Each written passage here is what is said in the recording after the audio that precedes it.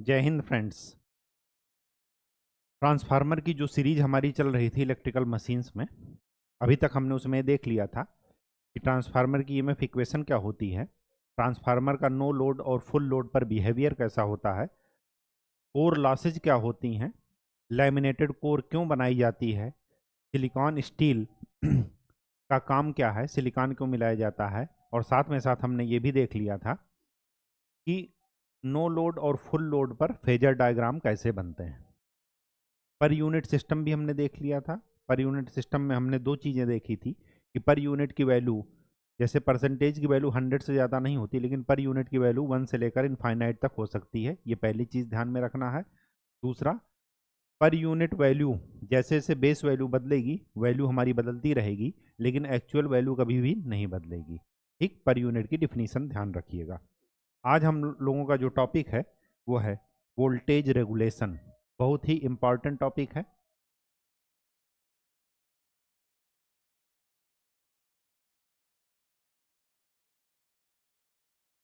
Voltage regulation. पहले voltage regulation की definition देख लेते हैं। वोल्टेज रेगुलेशन होता क्या है? No load voltage minus full load voltage divided by full load voltage. अगर मैं ट्रांसफार्मर का इनपुट और आउटपुट देखूं तो सेकेंडरी साइड में वोल्टेज है E2। अगर लोड नहीं रहता तो यही वोल्टेज यहाँ पर मिलता, लेकिन लोड लगाने के बाद यहाँ पर जो वोल्टेज मिलता है वो होता है V2।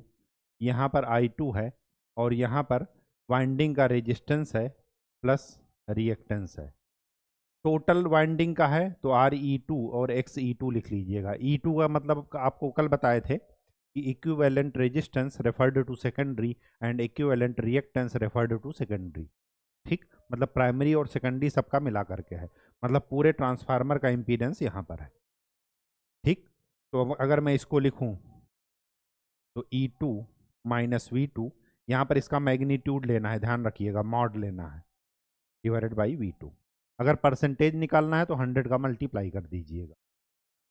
समस्या ये नहीं है कि फार्मूला क्या है, समस्या ये है कि इसका फिजिकल इंटरप्रिटेशन क्या है। वोल्टेज रेगुलेशन कम हो ज़्यादा हो इससे क्या फ़र्क पड़ेगा, तो ये चीज़ें समझना बहुत ज़रूरी है। इसके लिए आप ये डिफिनीशन ध्यान दीजिए। अगर आपके घर में एक सॉकेट, जिसे आप कहते हैं फ्रिज या टीवी या प्रेस, ऑन करने के पहले आपके सॉकेट पर वोल्टेज आता है 230 वोल्ट, लेकिन जैसे ही आपने देखा होगा फ्रिज या प्रेस मतलब हाईली इंडक्टिव लोड या हाईली लोडेड मशीन अगर आप ऑन करते हैं तो लाइटें तुरंत डिम हो जाती हैं। होती कि नहीं होती? या दूसरा तरीका आपको मैं बताऊं, जैसे आप गाड़ी 4 व्हीलर या 2 व्हीलर ऑन करते हैं, जिस समय लाइट जला करके ऑन कीजिए, तो उस समय जैसे ही वो स्टार्ट होगी लाइट तुरंत डिम हो जाती है। क्यों डिम हो जाती है? क्योंकि जो वोल्टेज उसे पहले मिलना चाहिए था, जैसे ही आपने लोड डाला करंट फ्लो हुई और करंट ने यहाँ पर वोल्टेज ड्रॉप कर दिया। वोल्टेज ड्रॉप इतना ज़्यादा हो गया कि ये अपने आप को मेंटेन नहीं कर पाया, जिसकी वजह से लाइट डिम हो गई। या प्रेस या टीवी या फ्रिज ऑन करते समय, बाकी चीज़ें या हीटर ऑन करते समय लाइट थोड़ी सी डिम हो जाती है। उस समय डिम हो जाती है जिस समय ऑन होता है, उसके बाद वो अपने आप को मेंटेन कर लेता है। तो ये क्या बता रहा है? Change in voltage. वोल्टेज में चेंज को बता रहा है। और ह्यूमन बीइंग, जैसे ह्यूमन बीइंग है वैसे ही नेचर है। नेचर कभी भी चेंज को क्या करती है? तुरंत एक्सेप्ट नहीं करेगी, कुछ ना कुछ वो रेजिस्टेंस दिखाएगी दिखाएगी। जैसे ह्यूमन बीइंग, अगर आपको कोई कहे कहे कि 4 बजे सुबह उठना है तो आप तुरंत नहीं उठ जाएंगे। आप कुछ ना कुछ रेजिस्टेंस दिखाएंगे कि 10 मिनट सो लेने दीजिए, 15 मिनट सो लेने दीजिए, उसके बाद उठा दीजिएगा, फिर भी रोते रोते उठना है। ठीक वैसे ही यहाँ पर है। अगर आपके टर्मिनल वोल्टेज 230 वोल्ट है और जैसे ही आपने लोड ऑन किया तो तुरंत 230 वोल्ट अपने आप को मेंटेन नहीं कर पाएगा, कुछ देर बाद मेंटेन करेगा।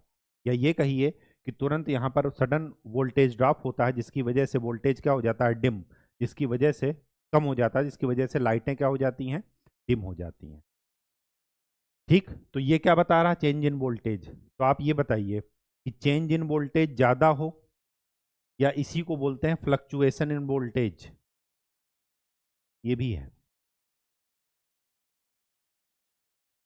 तो आप अपने स्वाभाविक नेचुरल दिमाग का इस्तेमाल करते हुए ये बताइए कि वोल्टेज में फ्लक्चुएशन हो तब अच्छा है, ज़्यादा हो तब अच्छा है, कम हो तब अच्छा है। तो याद रखिएगा, अगर वोल्टेज में फ्लक्चुएशन कम होता है तो सिस्टम अच्छा है। तो इसका ये मतलब है कि वोल्टेज रेगुलेशन जितना कम होगा, सिस्टम या डिवाइस उतनी ही अच्छी होगी।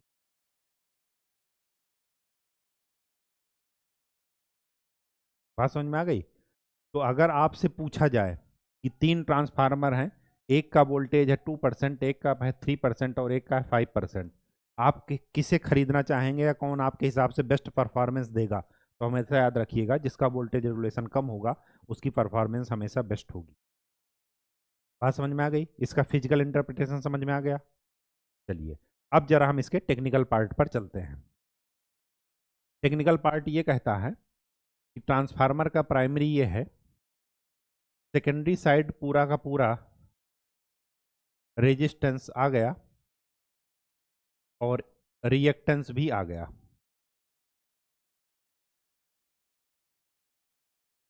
इधर है V2 लोड के क्रॉस, यहां पर करंट फ्लो हो रही है I2।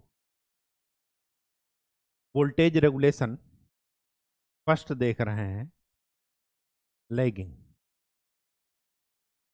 जब पावर फैक्टर क्या हो, लैगिंग हो। ये पहली कंडीशन है, हमारा केस है। अगर एक को हम निकाल लिए तो दूसरे का भी निकाल सकते हैं। लैगिंग है मतलब करंट इस वोल्टेज से लैग कर रही है, मतलब पीछे चल रही है। अगर मैं यहाँ पर ईएमएफ इक्वेशन लिखूं केवीएल की, तो क्या लिखूंगा, E2 is equal to V2, reference है तो उसको लिख देते हैं V2 एंगल 0। मैंने आपको सिंगल फेज एसी सर्किट में बताया था कि एसी क्वांटिटी को रिप्रेजेंट करने के 3 तरीके होते हैं कॉम्प्लेक्स क्वांटिटी के। एक होता है पोलर फॉर्म, ये पोलर फॉर्म है, ये जो लिखा है ये रेक्टेंगुलर फॉर्म है। और तीसरा होता है एक्सपोनेंशियल फॉर्म। इस एक्सपोनेंशियल फॉर्म ऐसा कुछ होता है, आर ई की पावर आई थीटा या जे थीटा। जे यहाँ पर लेते हैं तो जे थीटा लिखते हैं। आई यहाँ पर सिंबल होता है इलेक्ट्रिकल में करंट का। ठीक, तो V एंगल 0, ये 0 क्या बता रहा है कि V रेफरेंस है, वोल्टेज क्या है, रेफरेंस है, plus this voltage is equal to this voltage plus this voltage drop. I2 lagging है, पीछे चल रही है, तो उसको हमने -φ2, कितने एंगल से पीछे चल रही है, तो हमने φ2 एंगल लिखा, φ2। और यहाँ का इंपीडेंस क्या नजर आ रहा है, Re2 प्लस JXE2। E2 क्यों लिखे हैं, इक्विवेलेंट रेजिस्टेंस या equivalent quantities referred to secondary है। ठीक, कल आपको बता दिए थे रेफर्ड कैसे करते हैं। चलिए यहां से E2 का मैग्नीट्यूड निकालिए, तो E2 इज इक्वल टू क्या मिलेगा, V2, इसको लिख दीजिए cos 0 plus J sin 0 plus इसको क्या लिख दीजिए, I2 cos φ2। cos minus theta cos theta होता है, और जब यहां पर माइनस रखेंगे साइन माइनस थीटा तो हो जाएगा minus sine theta. Re2 plus JXE2।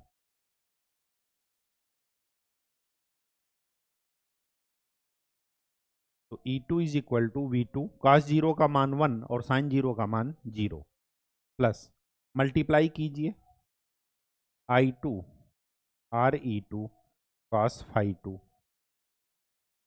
Minus J Re2 sin φ2। I2 यहाँ पर भी मल्टीप्लाई होगा,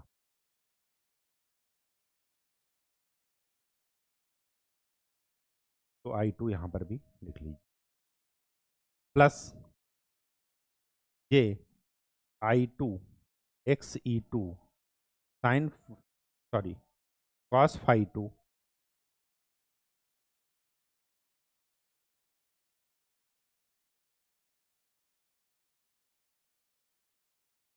J और J स्क्वायर की वैल्यू माइनस और minus minus plus, I2 XE2 sine phi 2। ये है रियल पार्ट और ये है रियल पार्ट। रियल पार्ट को एक तरफ कर लीजिए, तो E2 is equal to V2 plus I2 RE2 cos phi 2 plus I2 XE2 sine phi 2 plus J, imaginary part को अलग लिख लीजिए, I2 XE2 cos phi 2 minus I2 RE2 sine phi 2। अब ध्यान से देखिए, किसी भी मशीन का इम्पीडेंस मतलब रेजिस्टेंस और रिएक्टेंस हमेशा कम से कम होना चाहिए, जीरो तो हो नहीं सकता। ठीक, तो E2 और V2 में जो यहाँ पर वोल्टेज ड्रॉप होता है ये कम से कम होता है, हार्डली 2 से 4% या 5% होता है। तो अगर मैं इसकी क्वांटिटी 100 मानूं तो ये है क्या, 95। अब ध्यान से देखिए, ये वाले पार्ट में कौन डोमिनेट कर रहा है, V2, लेकिन इसमें V2 है नहीं, तो इस वाले पार्ट को हम नेग्लेक्ट कर देते हैं, किसके कंपैरिजन में, इसके कंपैरिजन में। ठीक, तो E2 की जो वैल्यू मिलेगी वो क्या मिलेगी, E2 is equal to V2 plus I2 RE2 cos phi 2 plus I2 XE2 sine phi 2। ठीक, फाई 2 क्या है, लोड एंगल या करंट और वोल्टेज के बीच में जो एंगल बन रहा है, इसी को कास अगर ले लेंगे तो पावर फैक्टर बन जाएगा। ये कास फाई 2 क्या है, पावर फैक्टर है। ठीक, बात समझ में आ गई। चलिए E2 की ये वैल्यू मिल गई, अब हम वोल्टेज रेगुलेशन निकालते हैं। तो वोल्टेज रेगुलेशन क्या हो जाएगा, डिफिनीशन लिखिए, E2 minus V2 divided by V2, value रख दीजिए, यहां पर रखिएगा तो V2 से V2 कैंसिल, तो वोल्टेज रेगुलेशन क्या मिल जाएगा, I2 RE2 cos phi 2 plus I2 XE2 sine phi 2 divided by, ये फार्मूला याद रखिएगा, प्लस साइन आता है लैगिंग के लिए, जब पावर फैक्टर क्या हो, लैगिंग हो। अगर लीडिंग होगा तो यहां पर माइनस साइन आ जाएगा। आप निकाल करके भी ऐसे ही देख सकते हैं। तो दोनों के लिए फार्मूला लिख लीजिए, प्लस साइन कब लेना है, लैगिंग, और माइनस साइन कब लेना है, लीडिंग। यहां से इस फार्मूले से एक चीज और समझ में आ रही होगी, अगर पावर फैक्टर लैगिंग है तो वोल्टेज रेगुलेशन ज्यादा होता है, क्यों, क्योंकि दो टर्म ऐड होते हैं। और अगर पावर फैक्टर लीडिंग है तो वोल्टेज रेगुलेशन क्या होता है, कम होता है, किसके कंपेरिजन में, लैगिंग के कंपेरिजन में। क्यों, क्योंकि दोनों टर्म एक दूसरे को कैंसिल कर देते हैं, बीच में क्या लगा है, माइनस। ठीक, ये फार्मूला हमारे बड़े काम का है, इसी से हम कुछ कंक्लूजन पर पहुंचते हैं। तो पहला कंक्लूजन क्या है इस फार्मूले का, पहला कंक्लूजन ये है कि voltage regulation at lagging power factor is always greater than voltage regulation at leading power factor. Lagging power factor का वोल्टेज रेगुलेशन हमेशा लीडिंग पावर फैक्टर के वोल्टेज रेगुलेशन से ज्यादा होता। ठीक, दूसरी बात, इसको जरा अलग अलग कर लीजिए टर्म,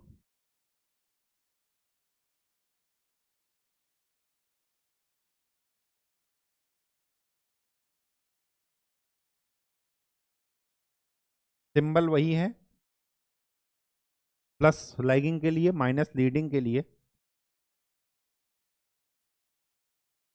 अब ध्यान से देखिए, ये क्या है, क्या इसको ऐसे लिखा जा सकता है,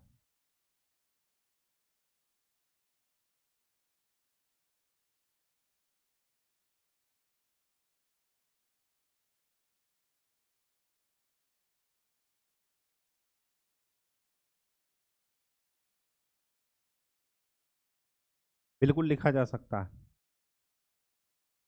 ऐसा लिखने का कारण क्या है, देखिए V बाई आई क्या बताएगा, impedance.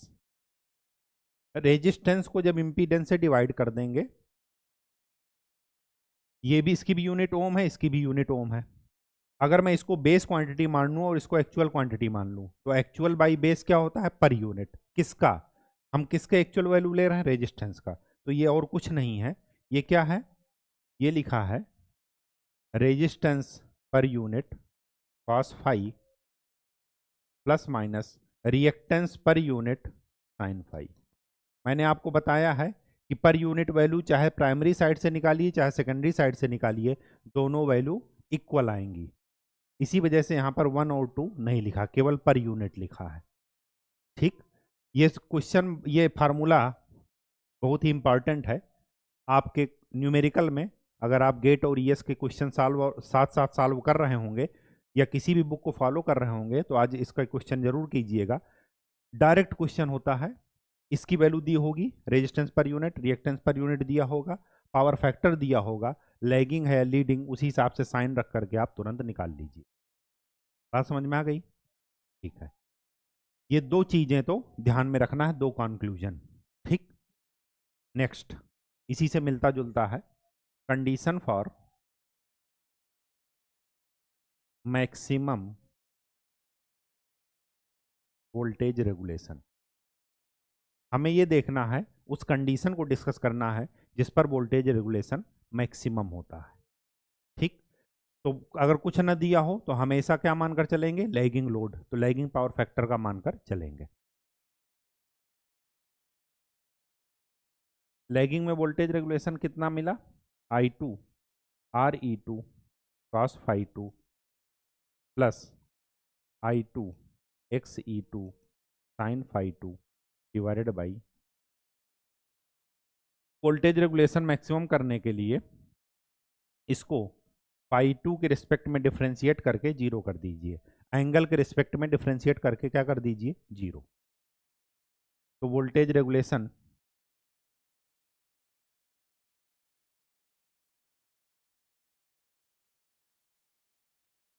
I2 RE2 by V2, cos का डिफ्रेंसिएशन माइनस साइन,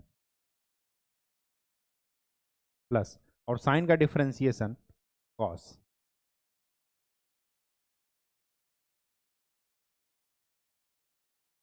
और इसको क्या कर दीजिए? जीरो। इसको जैसे ही आपने जीरो किया, क्या मिला? I2 RE2 by V2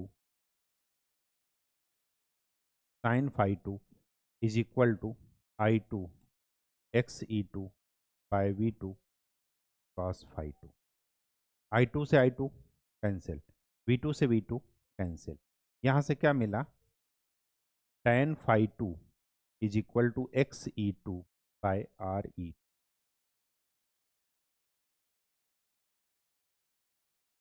tan theta होता भी यही है, x बाई आर। अगर ये x है, ये r है और ये है फाई 2, तो tan फाई क्या हो जाएगा? ये है ZE2, ये है इम्पीडेंस ट्रायंगल, आपको RLC सर्किट में बताए थे, ठीक, सिंगल फेज एसी पढ़ते समय। तो अगर यहां पर पूछा जाए कि एंगल कौन सा होगा, एंगल यहां पर क्या निकला? पॉजिटिव, तो इसका मतलब ये हुआ कि लैगिंग पावर फैक्टर पर ही वोल्टेज रेगुलेशन लैगिंग होगा। अगर लैगिंग लेकर चलेंगे तो, अगर लीडिंग लेकर चलेंगे तो यहां पर क्या निकलेगा? Leading power factor. अब ये तो हुआ एंगल, अगर आपसे एंगल पूछे तो आप ये निकालिएगा, tan inverse phase angle XE2 by RE2। कभी कभार आपसे पूछता है कि वो पावर फैक्टर बताइए जिस पर वोल्टेज रेगुलेशन मैक्सिमम है, तो इसी एंगल का क्या ले लीजिए? cos फाई, या यहाँ से cos फाई निकाल लीजिए। तो पावर फैक्टर क्या हो जाएगा जिस पर वोल्टेज रेगुलेशन मैक्सिमम है? वो हो जाएगा RE2 बाई ZE2। इस पावर फैक्टर पर वोल्टेज रेगुलेशन मैक्सिमम होगा। मैक्सिमम होगा तो कितना होगा? ये वाली वैल्यू वहां पर जाकर के पुट कर दीजिएगा। अगर मैं वहां पर जाकर पुट करूं, कहां पर? वोल्टेज रेगुलेशन के फार्मूले पर, तो वोल्टेज रेगुलेशन की मैक्सिमम वैल्यू क्या मिलेगी? I2 RE2 V2 cos phi की value RE2 by ZE2 plus lagging ही है I2 XE2 by V2 X sine phi की value X E two by Z E two. यहाँ से क्या मिला, R E two square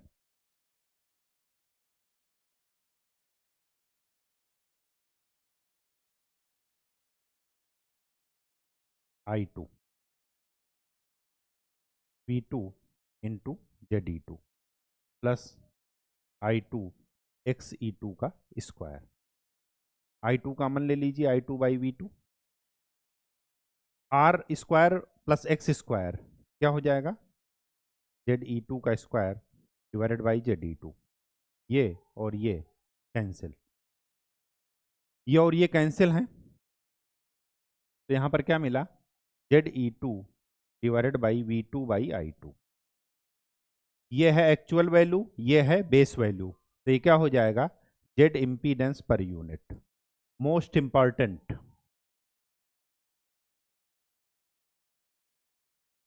most important conclusion, voltage regulation की maximum value transformer के per unit impedance के इक्वल होती है। अब इंटरेस्टिंग बात यह है कि वोल्टेज रेगुलेशन कभी भी ट्रांसफार्मर के नेम प्लेट पर नहीं लिखा जाता, हमेशा ये लिखा जाता है। तो वोल्टेज रेगुलेशन की मैक्सिमम वैल्यू किसके बराबर होती है, इसके बराबर।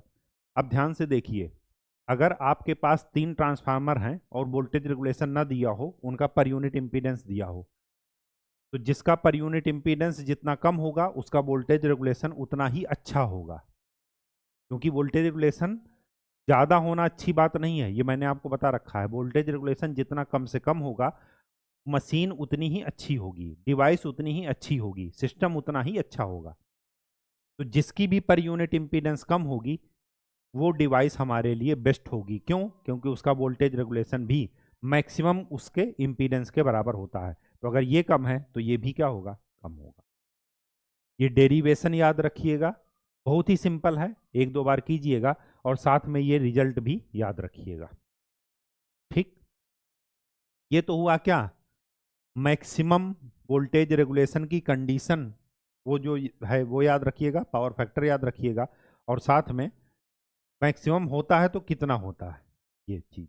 ठीक, चाहे लैगिंग हो चाहे लीडिंग। ठीक है, अब देखिए next heading, condition for zero voltage regulation. ये थोड़ा इंपॉर्टेंट है, इंपॉर्टेंट वो भी है, कोई भी चीज बिना इंपॉर्टेंट के नहीं पढ़ाई जा रही है। ठीक है, एक ही बार पढ़ना है लेकिन अच्छे से पढ़ लेना है। वोल्टेज रेगुलेशन की, जीरो वोल्टेज रेगुलेशन की कंडीशन, तो मान लेते हैं कि लैगिंग है, लोड कुछ नहीं दिया है, तो वोल्टेज रेगुलेशन क्या है, I two R E two by V two cos phi two plus I two X E two sine phi two by V two. हमें जीरो वोल्टेज रेगुलेशन करना है तो इसको जीरो कर दीजिए, जीरो करेंगे, एक टर्म उधर ले जाइए, तो minus I two R E two by V two cos phi two is equal to I two X E two by V two sine phi. V two से V two cancel, I two से R two cancel, क्या मिला, tan phi two is equal to minus R E two by X E. ये minus ये बता रहा है कि पावर फैक्टर क्या है, लीडिंग। इंटरेस्टिंग बात यह है कि अगर मैं lagging voltage lagging power factor का लोड लेकर के चलूं तो मैक्सिमम वोल्टेज रेगुलेशन लैगिंग पर ही मिलेगा, लेकिन वोल्टेज रेगुलेशन जीरो कब मिलेगा, अगर मैं लैगिंग लेकर चलता हूं तो लीडिंग पर मिलेगा, और अगर लीडिंग लोड लेकर चलता हूं तो किस पर मिलेगा, लैगिंग। जस्ट अपोजिट लोड पर मिलता है। पहली चीज तो ये ध्यान रखना है कि जीरो वोल्टेज रेगुलेशन हमेशा लोड के अपोजिट पावर फैक्टर पर मिलेगा। अगर लोड का पावर फैक्टर लैगिंग है तो जीरो वोल्टेज रेगुलेशन कब मिलेगा, जब उसका पावर फैक्टर क्या बनेगा, लैगिंग से लीडिंग। अगर लोड का पावर फैक्टर लीडिंग है तो जीरो वोल्टेज रेगुलेशन कब मिलेगा, जब वो लीडिंग से लैगिंग की तरफ जाएगा। ठीक, जस्ट उसके अपोजिट मिलता है। अब अगर पूछा जाए कि पावर फैक्टर क्या है, ये तो कंफर्म है कि ये क्या है, माइनस साइन क्या बता रहा है, लीडिंग को। अब अगर यहां से पावर फैक्टर निकालें तो पावर फैक्टर इम्पीडेंस ट्रायंगल से यही निकलेगा, बस यहां पर अंतर होगा, यहां पर ब्रैकेट में लिखिएगा लीडिंग। माइनस साइन इंडिकेट कर रहा लीडिंग को, तो यहां पर इम्पीडेंस ट्रायंगल कुछ ऐसा बनेगा, ये है आर, ये है एक्स और ये है फाई, जस्ट उसका अपोजिट। ठीक, लीडिंग कर रहा है तो ये है करंट और ये है वोल्टेज। जो क्वांटिटी लीड करती है वो एंटी क्लॉकवाइज में रहती है, जिससे वो लीड कर रही है। ठीक है, तो दोनों चीजें ध्यान में रखिएगा, दोनों कंडीशन। ठीक, चलिए समराइज कर देते हैं।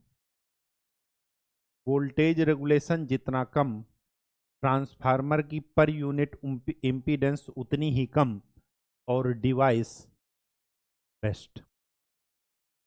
ये पहला कंक्लूजन। दूसरा, वोल्टेज रेगुलेशन लैगिंग पर, पावर फैक्टर पर हमेशा ज़्यादा होगा, किसके कंपैरिजन में, लीडिंग पावर फैक्टर के कंपैरिजन में। ये दूसरा कंक्लूजन था।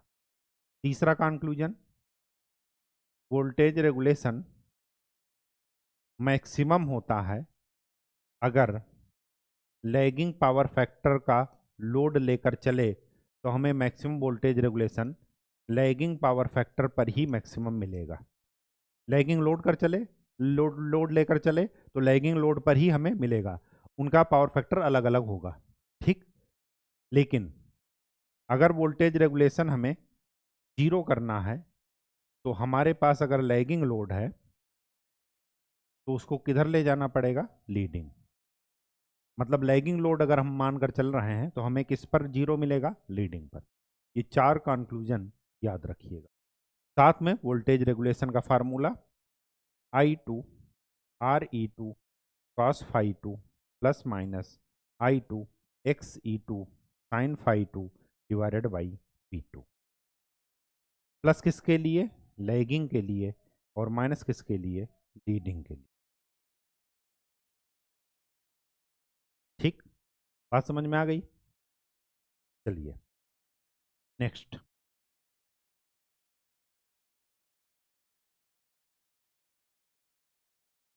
एक फार्मूला यहीं पर एक और नोट कर लीजिए कि वोल्टेज रेगुलेशन का फार्मूला ये भी होता है, resistance per unit cos phi plus reactance per unit sine phi plus minus. ये भी फार्मूला याद रखिए। ठीक, चलिए नेक्स्ट हेडिंग डालिए, टेस्ट परफॉर्म्ड ऑन ट्रांसफार्मर।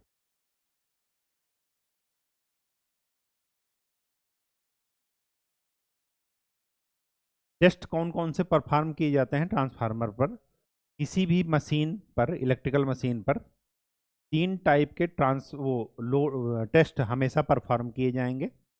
एक होता है ओपन टेस्ट,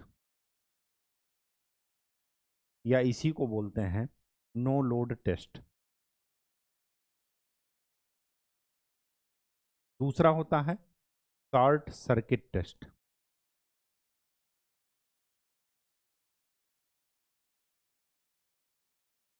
और तीसरा है ट्रांसफार्मर में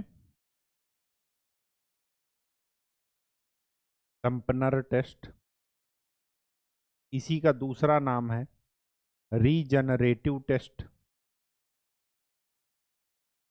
इसी का तीसरा नाम है back to back test.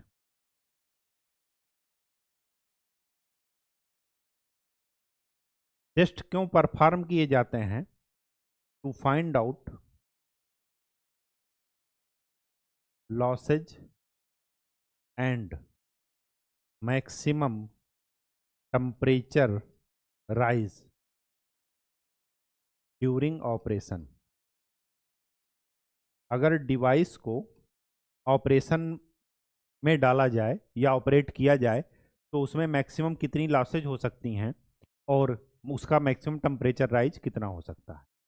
Temperature rise अगर जान जाएंगे तो हम उसी हिसाब से इंसुलेशन रखेंगे। अलग अलग टेम्परेचर राइज के लिए अलग अलग इंसुलेशन आता है। ठीक, उसका क्लास डिसाइड है, class A, class B, class H, class F, ये सब के सब टेम्परेचर राइज पर बेस्ड हैं क्लासिफिकेशन। ठीक, दूसरा लॉसेज निकालने के लिए, अच्छा इनको जरूरत क्यों पड़ी? इनकी जरूरत इस वजह से पड़ी क्योंकि हमें एफिशिएंसी निकालना है। क्या निकालना है? एफिशिएंसी। तो ओपन सर्किट टेस्ट या नो लोड टेस्ट किसी भी मशीन का, चाहे वो ट्रांसफार्मर हो, चाहे मोटर हो, चाहे जनरेटर, ये हमेशा बताता है कोर लॉसेज को, क्योंकि नो लोड पर एक ही लॉसेज होती हैं, होती कोर लॉस। ये शॉर्ट सर्किट टेस्ट हमेशा फुल लोड पर किया जाता है, रेटेड लोड पर, और ये होता है, ये बताता है कॉपर लॉस को। कॉपर लॉस मैंने बताया था कुछ नहीं होता, जो ओमिक लॉस होते हैं I²R, उन्हीं को बोलते हैं कॉपर लॉस। ठीक, कंडक्टर कॉपर का बना होता है जनरली, अनील्ड कॉपर का, इस वजह से ये I²R या कॉपर लॉस इनको कहते हैं। और टेम्परेचर राइज जानने के लिए हम संपन्नर टेस्ट का इस्तेमाल करते हैं। टेम्परेचर राइज, मैक्सिमम कितना टेम्परेचर जा सकता है जब मशीन को ऑपरेट करें। ठीक, उसी हिसाब से अपना कूलिंग सिस्टम और इंसुलेशन रखेंगे। ठीक है, तो ओपन सर्किट टेस्ट क्या होता है, शॉर्ट सर्किट टेस्ट क्या होता है, और संपन्नर टेस्ट क्या होता है, ये हम लोग नेक्स्ट लेक्चर में पढ़ेंगे। तब तक के लिए खूब अच्छे से पढ़ाई कीजिए, मेहनत कीजिए, और कॉन्सेप्ट की क्लैरिटी हमेशा रखिए।